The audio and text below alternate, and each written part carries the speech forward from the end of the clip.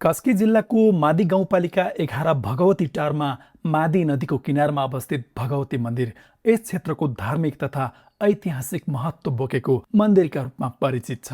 स्थानीय जनविश्वास अनुसार यहाँ श्रद्धापूर्वक पूजा आराधना गरेमा मनोकामना पूरा हुने विश्वास रहँदै आएको छ।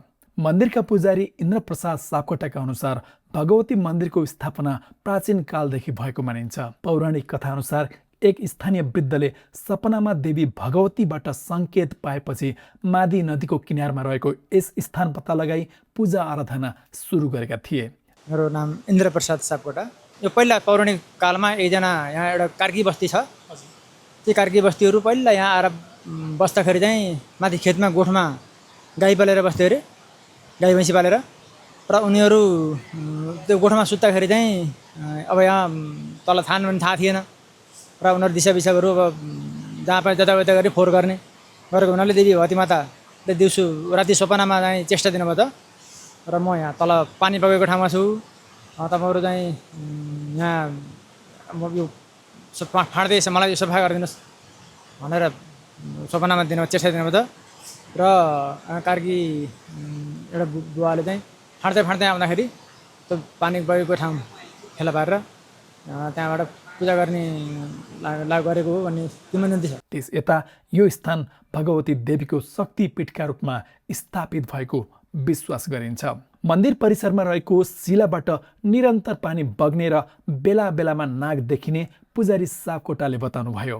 उहाँका अनुसार विभिन्न शारीरिक तथा मानसिक समस्या भएका व्यक्तिहरूले यहाँ पूजा आराधना गरेपछि लाभ प्राप्त गरेको अनुभव सुनाउने गरेको उहाँको भनाइ छ। शिलाबाट बगेको पानी एउटा भगवती देवीको शक्तिले हो र यहाँ हरेक कहिले यहाँ नाग पनि देखिनुहुन्छ र उहाँको शक्ति यो जलले चाहिँ अभिषेक गरिदिने। आँखा एकजना बाबु 12 वर्षको नबोलेको बच्चा अनि यहाँ आएर पानी थेपिदिएर पूजा गरेर दर्शन गरेर गएपछि 15 दिन नै बोल्ने भयो भनेर बाबाले लिएर आउनु थिए।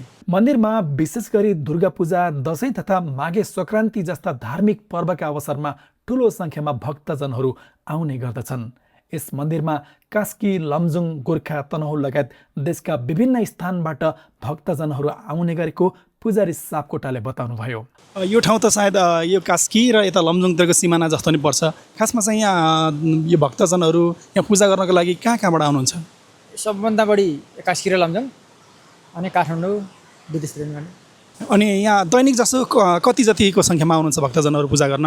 पूजा गर्ने दिनमा दैनिक 200-300 जना। कहिले त बिहान 6 बजेबाट बेलुका 5-6 बजेसम्म दर्शन गरिरहन्छ। अनि यहाँ बलिको के कस्तो छ? के बलि पनि दिइन्छ यहाँ? बलि पञ्चबली दिइन्छ। ए हजुर, भन्दा बलिमा के दिइन्छ? हाँस, नरिवल अनि बोका, कुखुरा, राँगा, बेलको, उखुको, वनस्पतिको बलि दिन सकिन्छ। धार्मिक आस्था, ऐतिहासिक महत्त्व र प्राकृतिक सौन्दर्यको सङ्गम बनेको भगवती मन्दिर स्थानीय समुदायको आस्थाको केन्द्रको रूपमा स्थापित छ। यो मन्दिर पोखराबाट सौर्य बजार तथा भैँसेको बाटो हुँदै पुग्न सकिन्छ।